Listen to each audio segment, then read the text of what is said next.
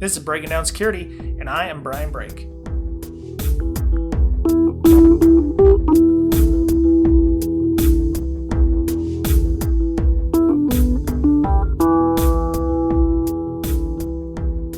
Welcome back, listener. This is Brian and Mr. Betcher for Breaking Down Security.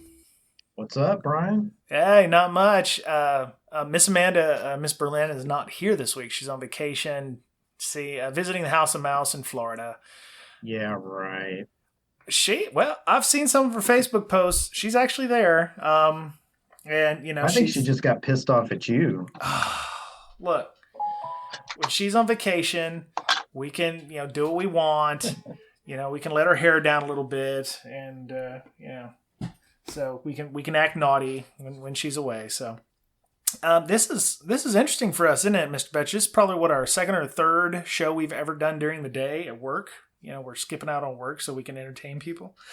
Yeah, I had to confine myself into the server room. Yeah. So if you hear a little hissing noise, that's just, it's just data moving at the speed of light. Oh, wow. Aren't you fancy with all your technology? Yeah, ours runs at the speed of sneakers. So yeah, Abacus power unite. So, all right. So the reason we're doing this special daytime episode, it's actually 11:20 Pacific here in the AM, is because we're talking to somebody from not in the U.S., which is something that I would love to do more often. So if if you're in England, Germany, if you're in Finland, China. China should work. I think that's probably bad for everybody involved because when somebody's sleeping, the other person is sleeping. But we can work something out. Australia, whatever. If you want to come on the show and talk about information security or compliance, I know GDPR is a big thing in Europe. If you are an expert in GDPR, for instance, or Israel's passing new, data sharing and compliance requirements. If you're in Israel and can talk about that, I'd love to hear you talk about that. So anyway, we have a gentleman who lives in England. His name is Liam Graves. It is Liam, right? Or Liam? It is Liam, yes. Liam, okay. Because I know that sometimes it's the long, like Liam, and then sometimes it's Liam. So Liam Graves. And I, if you've ever heard this show, I screw up people's names all the time, so I apologize. So welcome Liam to the show. Well, thank you very much. Yeah, right on. So for people who may not know who you are, maybe you could tell us a little bit about yourself. Where how you got to where you're at today, and maybe a little bit about what you do, if you can tell us about that. Yeah, so I don't work directly in infosec. What I work in is in systems that happen to have a strong security concept around them. So things like there are CCTV systems, which are huge for systems that require a little better control around their stuff. That's not to say things like financial systems or healthcare systems don't have, but this is national infrastructure type pieces, airports and transport infrastructure. Excellent. Okay. So we met Liam. He's one of our slackers on our BreakSec Slack channel. He comes in and he has a lot of excellent content to give us. And he had made mention that he was working in the UK there about the apprenticeship programs that were being done to help get people retrained and gainfully employed back in the system. And I found this quite interesting because. To the best of my knowledge, Mr. Betcher, maybe you can shed some light. I don't know of any what U.S. considers white collar internships, or not internships, but like apprenticeship programs that get you skilled up on these things. Not government internships. It's more, if a company wants to have an intern, they can, under the law, have one. I know my wife actually did one when she graduated. She had to do an internship for school. I mean, it was required. Yeah. Well, no, I was thinking more of apprenticeships. Like when you go to high school or secondary school, grades 9 through 12 here. Some schools have the option of going to what's called vocational technical schools, so you can learn how to, do car repair, welding, learn a valuable trade like plumbers, and the less what we call blue collar jobs. But there's nothing that goes, okay, well, you're going to go to a vocational technical school and get schooled up on cybersecurity. So I don't think we have anything like that. I think probably 40, 50 years ago, the local school districts could do that if they wanted. Mm-hmm. If you had someone who really wasn't cut out for school, I know that these school districts would actually send them to a local business to do an apprenticeship. Okay. As part of their curriculum. And they had the freedom to do that back then. I don't know if they do that now. Yeah. But yeah, that was a thing. Yeah. In the 50s, 60s, 70s. Okay. Yeah. So Liam, you were working with the UK government and apprenticeships in some capacity? Yeah, so I'm still working with them at the moment. So this is through an organisation called the BCS, which is the British Computer Society, and they're setting the framework for two apprenticeship types. One is for cyber technologist, and the other one's cyber risk analyst. And these are kind of what they're doing is that they set with industry a series of targets that these apprentices should hit by that point. And then the point is that we create how they're assessed, what kind of learning pathways should they have, and yeah, so it's an organisation that's working for their government scheme. Now, is this publicly funded, or is this private industry that's funding this? It's actually a mix. So there's input from the government, and then there is basically a tithe on the companies that want to get involved in this. So they will then be also able to drive the pathways that these apprentices have. So they give a lot of valuable feedback on what kind of skills they want their staff to have by the time they finish their apprenticeship. Very nice. And so, are there any barriers or requirements to this? I mean, are there any preferences? Like, well, if you were a veteran, you get preference for that, or if you've been, out of work, or you're in I don't know if you're, writing crop creator, and there's just no work for writing crop people anymore, and you want to retool. Is there a way to, get put in the head of the line for like jobs that have been made obsolete? Well, some of these actually, so with the apprentices, that they will be normally aimed at those coming out of schooling here, which is at 18 with we call A-levels, which is the exam you take at that point. Mm-hmm. But it may be later in life as well. But alongside that, this isn't the only route to get through season training of a different sort of pivot from your current employment. There are a couple of other government-run schemes to get you trained up for those. Okay. What is this in lieu of? Is this in lieu of going to college, that sort of thing? Sometimes alongside that as well. So yeah, it tends to be that at 18, say you want to go into an apprenticeship scheme, and you will do that instead of going to university. But a lot of the companies will also include with that a part-time degree or a part of a part-time degree as you're doing it as well.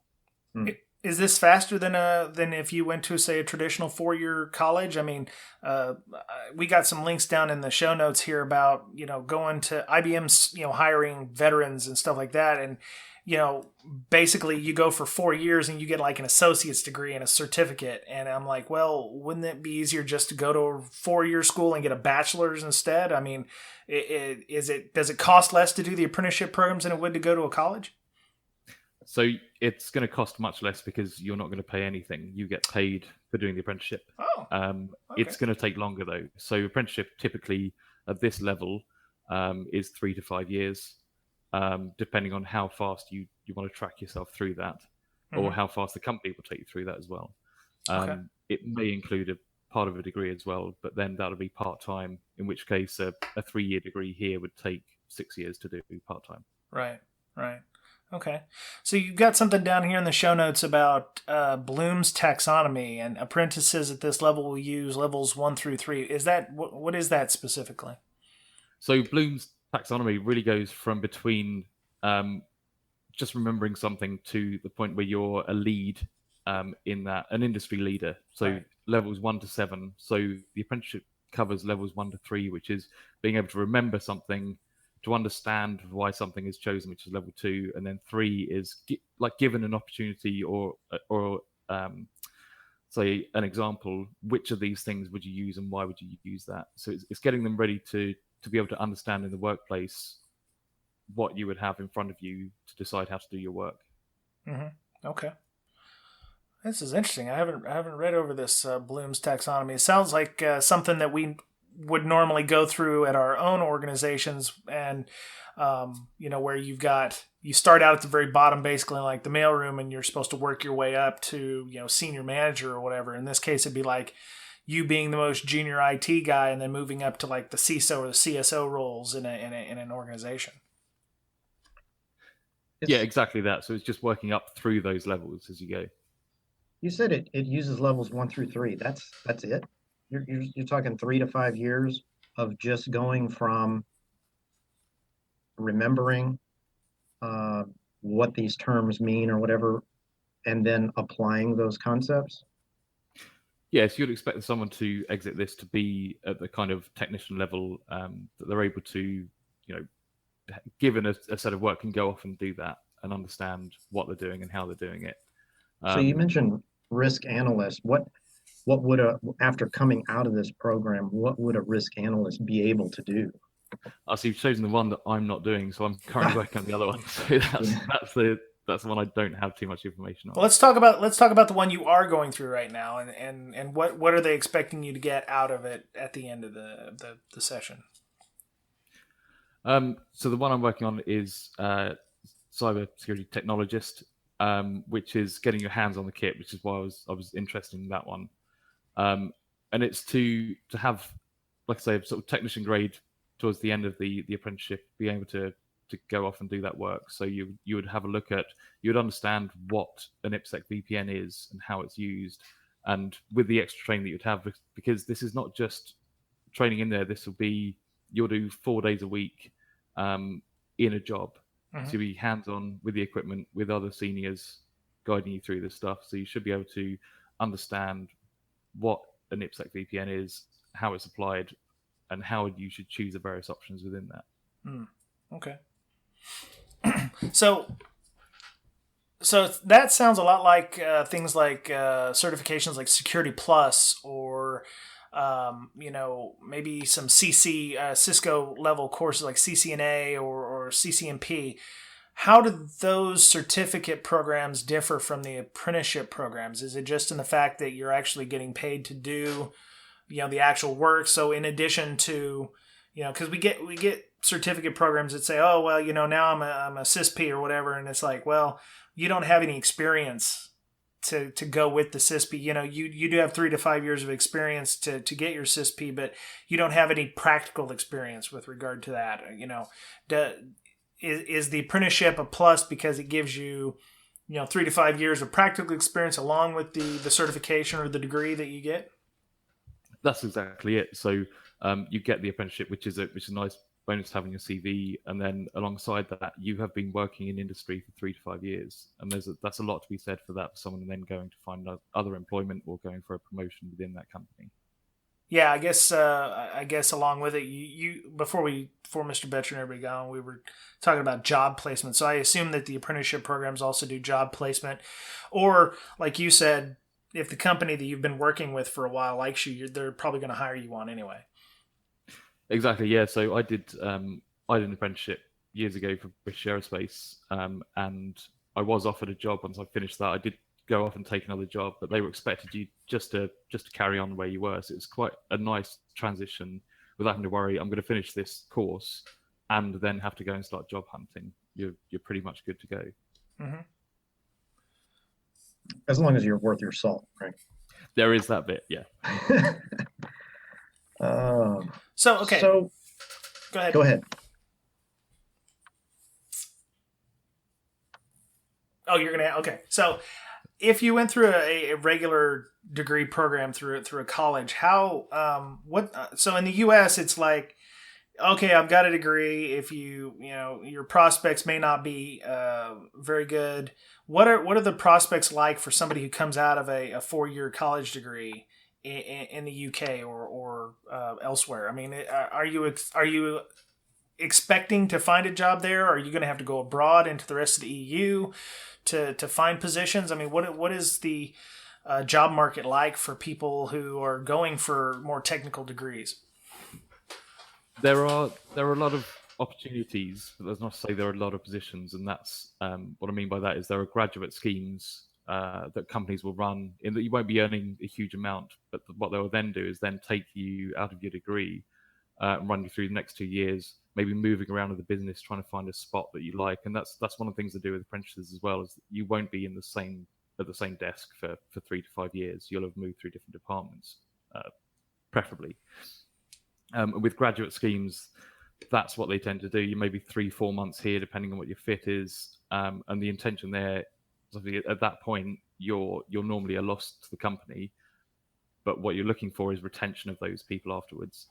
That does mean that the bar is high going into those. So I saw recently, and I can't find the data to back this up at the moment, but the current intake for the cyber security apprenticeship was 1,200 applications for 23 positions.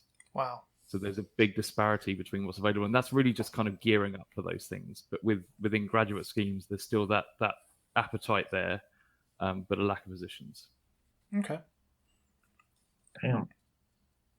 Liam, you're a really smart guy. I mean, why didn't you just go to Cambridge? I'm at Royal Holloway. That's got to count for something, isn't it? he was telling me he plays rugby for them, and you're gonna be going to Munich next month on tour with them, right?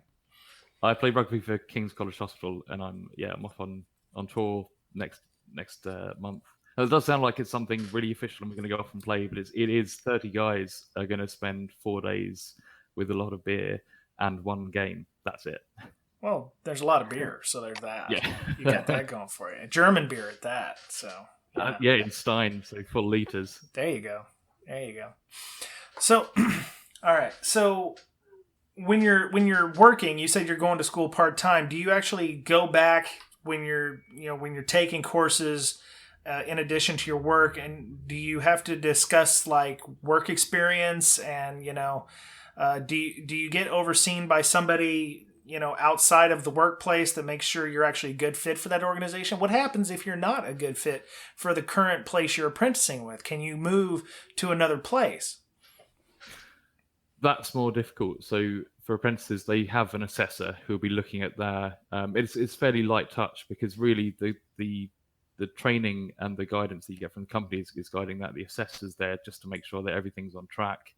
Moving apprenticeships between companies would be difficult, because effectively at that point the company is the training provider. So it may well be that you could get to go somewhere else, but you would have to restart or start midstream, which is a difficult task, and that's really based on the judgment of the companies involved. Okay. Do you have do you know any other people who are in this program, and do you communicate with them? Do they have do they go, well, I've been working at this place for 3 months now, and all I've done is taken out the trash and checked email and stuff? Do you ever hear anything like that? I haven't heard yet. So I think with this, they don't start until next year on these apprenticeships. Okay. So we haven't got any apprenticeships in our company at the moment, but that may well change. I know in terms of other companies I work with do run apprenticeship schemes, but for different trades really. But they do have. You tend to take on a number of apprentices depending on how big your company is. There's people to talk to as well. Right. What was that last statement? You do tend to take on a number of apprentices. What?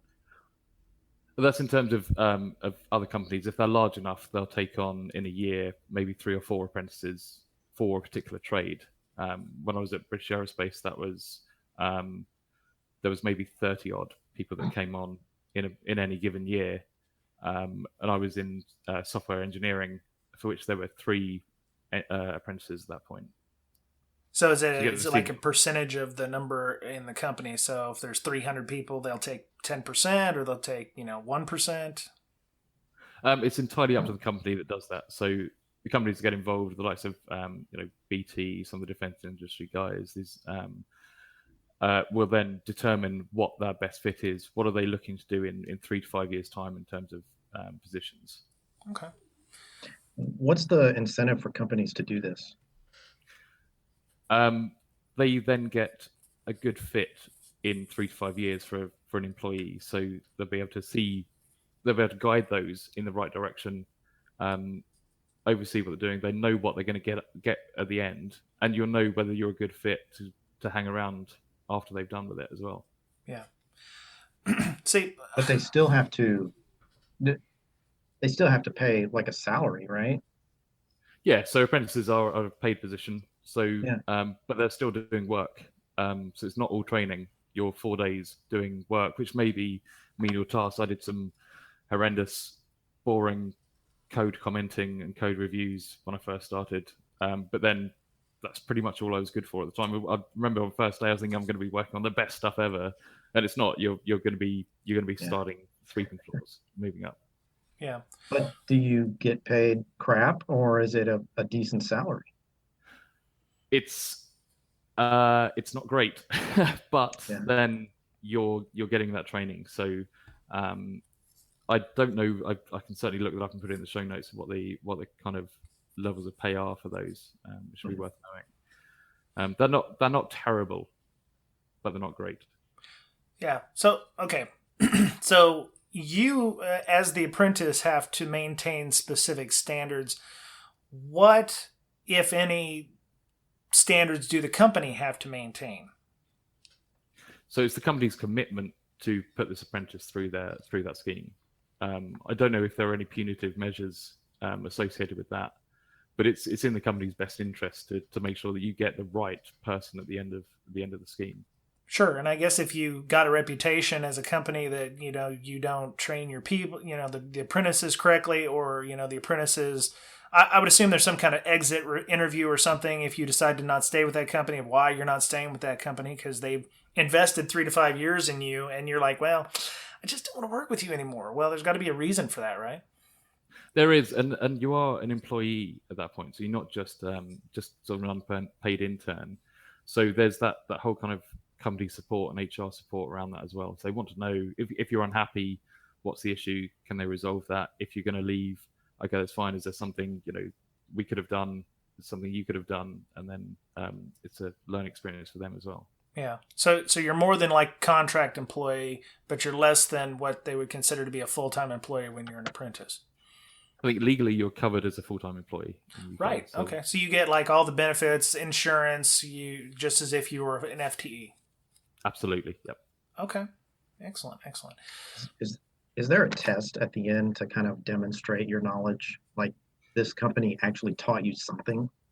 Yeah. So there's assessments throughout. So there's what are called knowledge modules. So I've just written 80 questions on cryptography for one of the knowledge modules on there.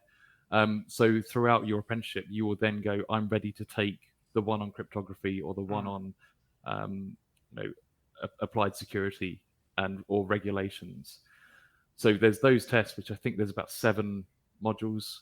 There's also an endpoint assessment, which is a scenario-based project that you're given a scenario and then you produce the designs and the work around that. So you said you wrote the test. So you're actually helping to write some of the curriculum. Is this from the employer perspective, or is this from the apprentice program perspective, or are you just taking the exam as for future people to finish? So I'm writing from the apprentice program perspective. Okay. So this is against those knowledge modules. Then I write a series of questions based on what we have agreed up front, and with the companies involved as well, and as part of the government scheme is what are we expecting these apprentices to know at this point of these areas, and then break that down into here's the knowledge modules based on that and the key learnings, and then it's go off and create 140 questions based on those things. And it's a challenge. Okay. So now you can write your own study guide and sell it, to publishers, right? Oh. I'm under NDA for those. So absolutely not. Oh, that sucks. Okay, so you said that Well, you let's were. talk afterwards because I could use a So few you said questions. that you were working with the companies. At what level what level is this being supported by at the organizations? Are we talking mid level? Are we talking C levels? Are getting involved with, what they should and shouldn't learn? Where are we at with those companies? I'll be honest with that one. I don't know. So I'm sort of maybe 2 or 3 degrees removed from where the companies are working with them and setting this sort of schemas for the different apprenticeships. So I would expect fairly senior, maybe some CXOs in there as well. Yeah, I didn't know if there was special departments for handling apprenticeship programs or what have you.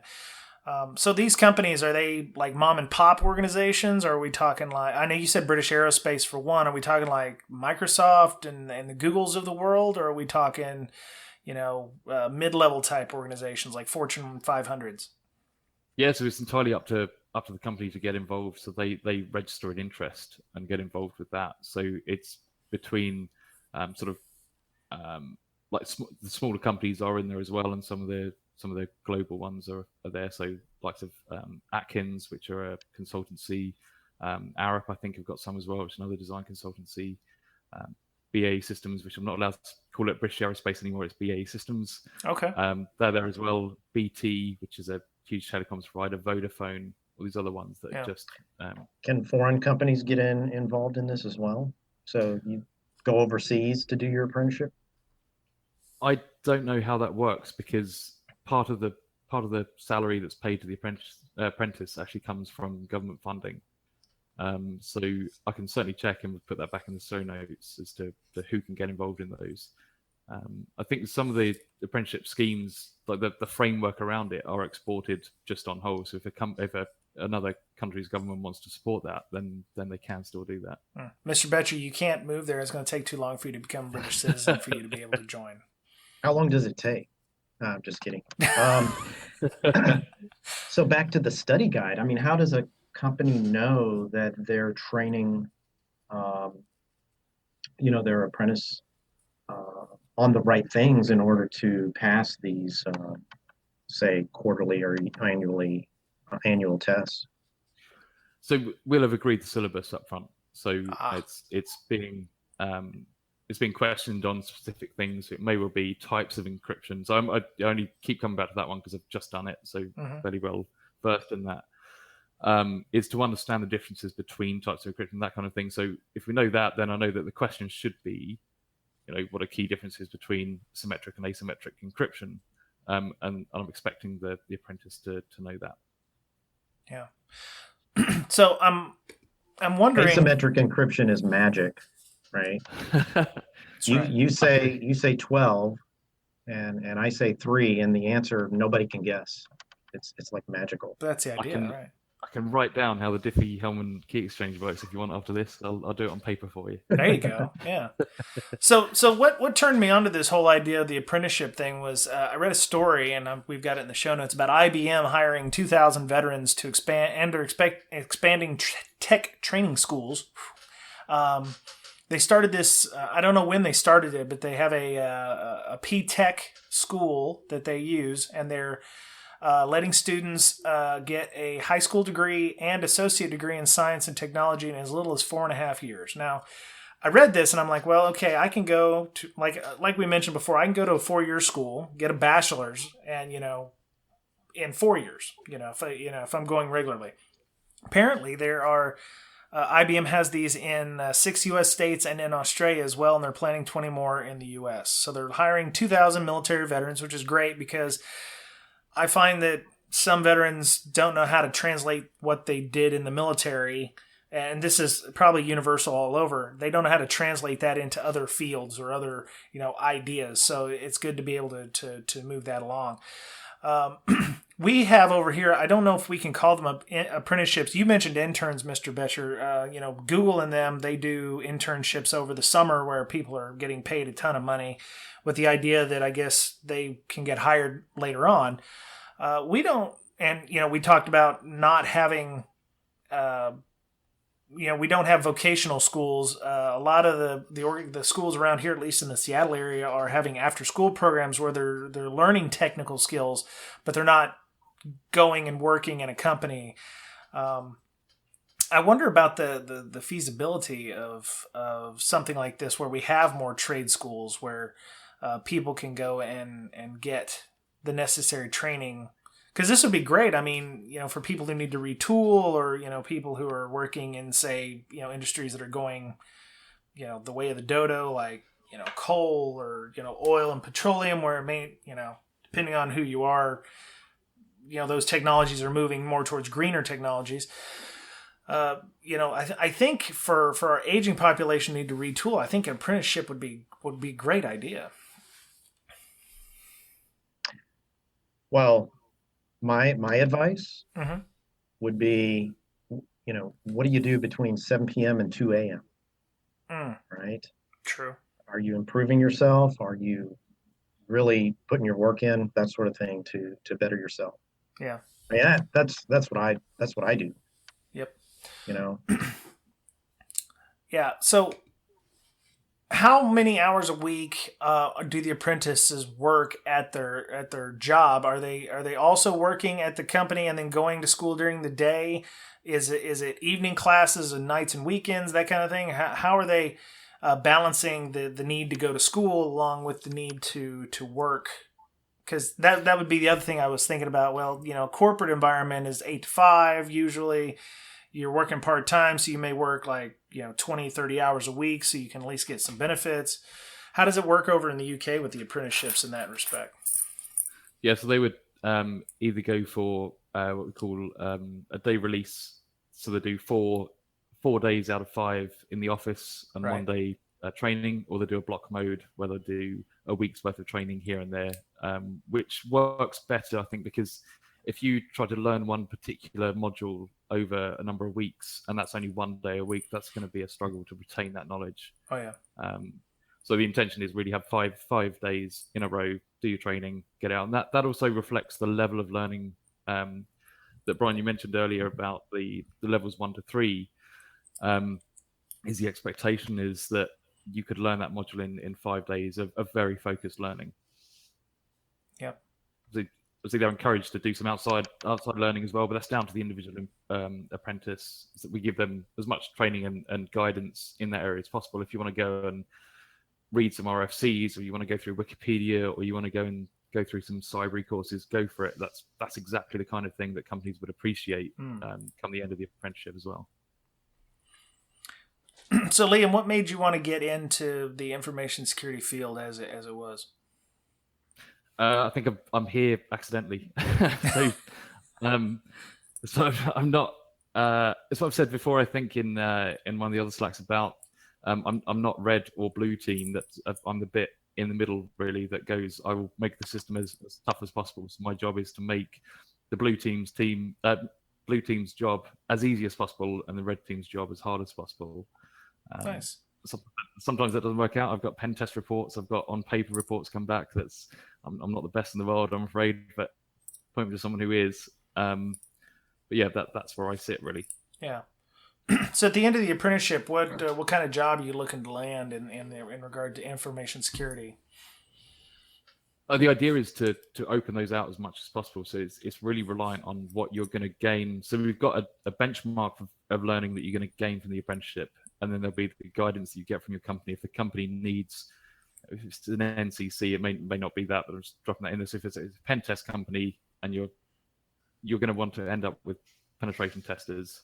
If you're working in SDLC, then you're going to want to know someone who has those kind of coding skills and can apply security to that as well.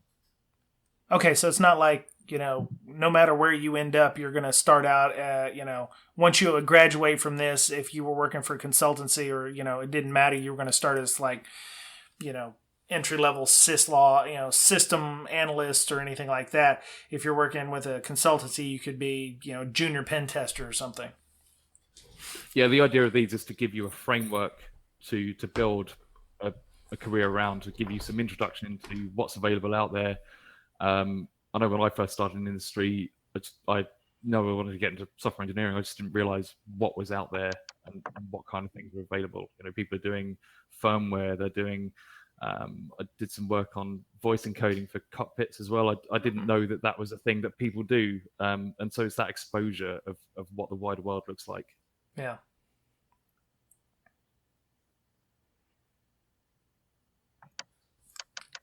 So Liam, what would be some drivers for someone who's trying to decide whether they should do this apprenticeship or not? Like what scenarios would lead you down this path? Is it that you just don't do well in school, or you don't have enough money for Oxford, or you just want to get out there and start making some bank? Yeah, it's a combination of those things. It may be that you want to earn a little without. If you do a 3-year degree here, you're going to come out in debt. It's not as expensive as the US, but you are no doubt going to come out in debt there. It may be that you don't like classroom learning, and you go, well, if I could do 1/5 of the week as classroom learning, then I can get by in this. If I go, I learn better doing things, then get out there. Or you look at a load of degrees that are available. I say none of those really they're either too specific or they're too wide a field. And also infosec at university level, certainly at an undergrad, is few and far between, because it tends to be a later career move into that and very specific around computer science. So maybe that you just can't find what you want to do. Yeah. And I've noticed like some things in the States, like if you like welding, you could start making, if you're really good at welding, you could start making 100,000 like right away. Oh yeah. And so you're 5 years ahead of anybody with a degree, and then they get an entry level position at what their subject matter is. They might be making half of what you're making starting at year 1. Yep. Right. Yep. So there's a lot of advantages to that route if you're really passionate about what you're doing. Yeah, and it may be that you end up with, at the end of say you do this in 3 years and you've got someone who did a 3-year computer science degree and they want to work in information security, and those 2 CVs land on someone's desk, is you got someone who's may not have a degree behind them, but have 3 years worth of experience and this framework that they've done and maybe some extras and overs on that. And you can look at those 2 side by side, and unless that guy coming from university has done a lot more on the side, then you're probably going to tend towards the apprentice. Yeah. And plus, the apprentice has experience in a corporate environment as well. Yeah, this isn't a shock to someone. Yeah. Whereas someone fresh out of college, they may not get along with people, right? Yeah.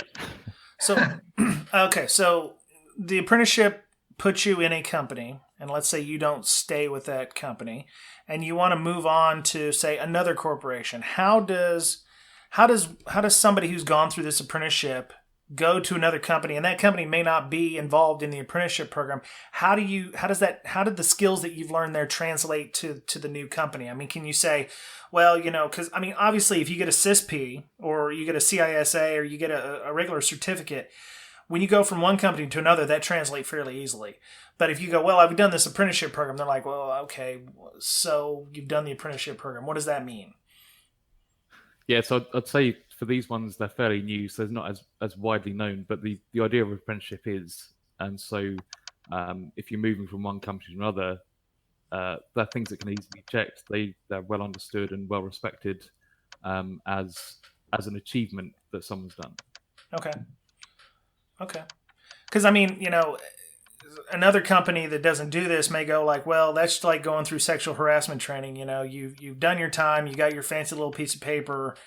but it doesn't translate well to our organization? Or is this something that's mandated by the government and then go, well, okay, we can go look this up, and okay, you've satisfied this, or this is equivalent to whatever it is we're looking for, and that okay, so you're good to go. I mean, can you equate it to any standard? Because when I was going to school, I actually, and for people in the States, please don't laugh, I went to University of Phoenix to get my bachelor's degree in information technology, but I was working and going to school at night at the same time, which was very difficult.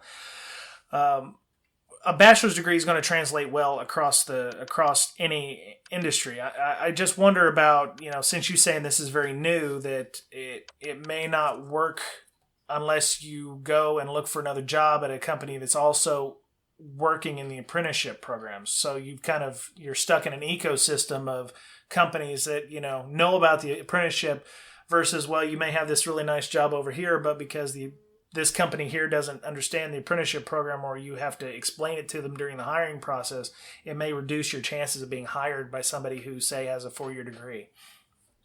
It may well do. I think apprenticeships are definitely well regarded. If you find a company that may not have had the exposure of people coming out of apprenticeships and may not know that, then that's a harder sales task on behalf of the apprentice who's going for that job, and have to explain what they've been doing for 3 years and what that means and what value that's going to bring to the company.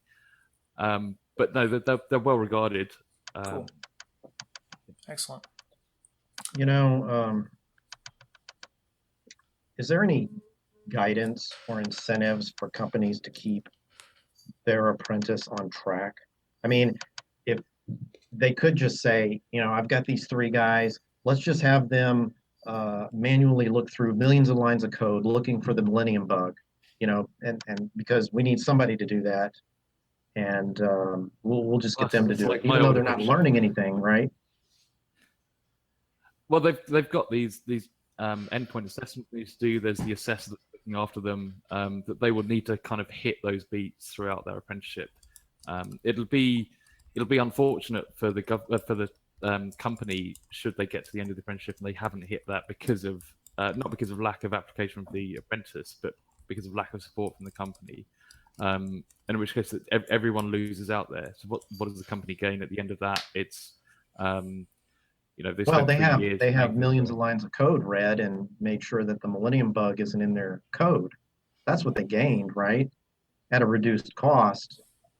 Is there anything to keep them on track, right? Is there any you lose some of this funding, or we're not going to let you have any more apprentices, because you mismanaged or mishandled or took advantage of the program? I think there are those measures in place, but I don't know the specifics. So I can dig those out. But yeah, the point of a company joining the scheme is there's a partnership there. If they're not meeting their obligations and the things they committed to within that, then that's a bit of a shame, really. And there are means to back out of that. It seems like that those would be companies that have a friendlier work culture, that are comfortable and stable in their industry, and would be able to take these kinds of chances for a smaller joint or something that may not be able to have that stability. They'll only do that a couple of times, and then they'll probably when their apprentices decide they want to leave in droves, the government's going to step in and go, hey, why are they leaving? Okay, well, they came in to learn about networking, and you've just basically had them sweeping floors for 2 years. So, that's, they're going to find out eventually. There's going to be some checks and balances, I would imagine. Yeah, absolutely. All right. Well, so one quick thing. I haven't heard of this, and I really like it. I think it's kind of modernizing the term apprentice, right? Because when somebody says apprentice, I'm thinking, like a guy beating on an anvil, 10 hours a day. But yeah, I mean, taking this concept and putting it into technology, I mean, I think that's awesome. Yeah, and one of the things that I wanted to point out for this as well is this is not it's not a done once and that's the thing that we have for the next 5 years or so. There's a yearly review. So in fact, at midstream, while we're producing this apprenticeship, there's already some of the changes, some feedback from companies, and some afterthought of where we were originally to where we want to be by the time apprentices come on in September. Cool. So you mentioned 2 apprenticeship programs. Are there other ones coming online, or are there other ones in the future that people can get involved with? There are, and I think some of them are already available out there as well. So, and they're wide ranging as well. So I know the software developers are out there, and there's a couple of grades within it as well. There's a software tester. Strangely, there's one that was an IT technical salesperson, which is if your desire is to go into doing things like RFPs and producing designs and quotes and things, then we've got a scheme that will get you through that and provide you with those members of staff. Very cool. There's data analyst as well, and a digital marketer, which I need to dig into that one because it looks quite interesting. That we'd have a specific apprenticeship for it, but these are created in response to what a company's asking for, where the gaps identified, and so let's get you there. Not next month, but we can start to push through and get stuff available for you. You mentioned earlier that there's like I don't know the number, 100 to 1 opening to candidate ratio, something like that, for apprenticeships. So that was, I think it was 1,200 to 23. 100 okay, to 1, 50 to 1 or something. Yeah. But how does that come down? I mean, what is the driver here? I mean, it sounds like a pretty good deal for the companies. Is it you just need more companies on board? It does, and it's a risk-based thing. If you're a company, could you sit back for a year and see how everyone else does with these first, and then consider taking that on? So it's really, it is fresh and new. Other apprenticeships don't have quite the same kind of ratios, and so it's just a case of getting that company take on and those positions available. And it's good as well because there's this keenness and this from people aspiring to be apprentices and get into the industry by this way. So we're filling a need. And you'll be filling a need for the future is what it sounds like. So all these new schemes that are going on are ones that they need now, probably some of them, but they also recognize in the future they're going to need additional help with that. Yeah, absolutely. So it's one of the other things I was going to say about a need now is to there are a couple of other schemes that are running to get people pivoting from existing jobs into cybersecurity, which I'll put in the show notes that I should have done previously, but I'll dig those out because they'll be interesting for people who are further on in their career and want to move into this. Very cool. All right, so you said that this is available for all UK residents. So I'm assuming Scotland, Wales, Ireland, Northern Ireland, all of them. Northern Ireland, Southern Ireland's now. Sorry, Ireland. My bad. God, I just lost them. I'm sorry. Dang it. Northern Ireland, Scotland, Wales, and they all have. Are they all through the UK government, or all through do you have to go someplace specifically, like a specific university, or are there a number of universities that are involved with this? So there are a number of ones available for it. So the best bet is I'll put a link in show notes for the apprenticeship application screen, which also has links to the Scotland. There's separate ones for Scotland and Wales, but they're all linked from the same one. So if you're interested in an apprenticeship, go and have a look. Excellent. And see how you get. Right on. Well, that's all the questions I've got. I just wish that I was a UK resident and I could retool because this job I've got in vulnerability management is going nowhere. So no, I'm just kidding. It's constant pain in the butt, and technology's not moving as fast as vulnerability management is with technology. So. Well, yeah, this is fantastic. So if you're just getting out of college, or you're a student looking for training that you don't necessarily like the traditional college route, this is definitely something to do. So, yeah, Liam, if people wanted to discuss with you the apprenticeship program, how would they go about doing so? So I'm a constant feature on the Slack channel. Uh-huh. And also I am on Twitter, but not very active. But I will respond if someone sends me anything, which is Tunny Traffic, which is TUNNY Traffic. Okay. All right. Are you on LinkedIn or anything like that? I am on LinkedIn. And yeah, if someone wants to get in touch with me via any of those two medium, and then I'll drop a link for LinkedIn as well. Right on. Are you going to be at any security conferences that people might want to find you at? I have a ticket for B-Sides London. However, Sweet. my wife's due date is 3 days before that, so I've got a feeling I will not be there. So it's up in the air. Oh, yeah. God. Yeah, that's... Well, Them's the breaks. Priorities. Yeah, priorities. She can hold it off, right? She can, just. I will. I'll let you discuss it with her. No. I'm not going to do that. No, I know better. So, thank you, Liam, for coming on. I was just interested in finding out about this, and I'm sure there's people who are, in the UK and everywhere. If you're listening to the show and you're like, my country has something like this too, feel free to reach out or, hit us up on Twitter, and we'd love to discuss it. Maybe your government or you have companies who are doing it in a different manner that would be interesting to find out. So, Mr. Betcher, if people wanted to talk to you about possible internships or, working at your organization, how would they go about doing so?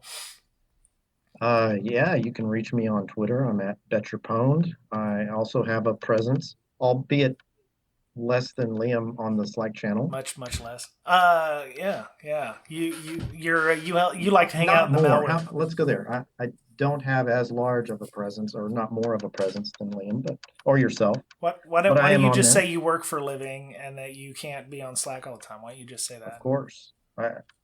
Somebody's got to keep this place running, right? That's true. You got to grab the bucket and bail, I guess. Yeah. All the things. Yep. And you can reach me on IMF Security or logmd.com. That's right. Well. LogMD. Yep. So you can follow the official podcast Twitter at Breaksec, BRAKESEC. I'm on Twitter. You can follow me at Brian Brake, BRYANBRAKE. You can download our podcast on iHeartRadio, TuneIn Radio app, Player.fm. We're on SoundCloud. We have a YouTube channel where you can just listen to it streaming online. We're on Slack, of course. We've really turned that into something. 260 some people in our general channel all by itself. We're doing our CTF club. We did that last night. Miss Amanda, of course, is running, is helping to run, because I'm pretty much useless at running the book club. But we're doing the book club on Saturdays and Sundays there. So if you want to join us and go over the Defensive Security Handbook with Miss Amanda, she actually co-wrote the book with Lee Brotherston. We did a show with them a couple weeks ago about it. So we have channels for malware, for pen testing discussion. Our Python class, which we're going to be doing a beginner's Python type course, starts next week on a Thursday evening at 5 p.m. Pacific. Please figure that out on time zones. Apparently, I do not understand time zones nowadays. We're constantly looking for good people to come in and have discussions with us. So we're fairly active on there, and we enjoy you coming on.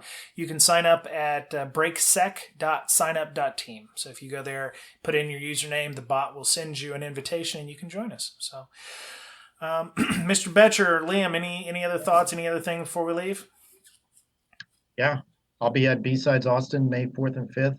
Sign up if you want to go now, because it will sell out. It sold out last year. Yep, it does. I'll be there, so come by, say hey. Cool. Right on. Liam, anything from you? Nothing from me. Only that, if you want to get in touch, go for it, and you can point out everything that I've got wrong on these apprenticeship schemes. Oh, you didn't get anything wrong. It's okay. So, all right. Well, that's it, I guess, for Breaking Down Security this week. Have a great week, and we'll talk to you again real soon. Bye-bye. Bye.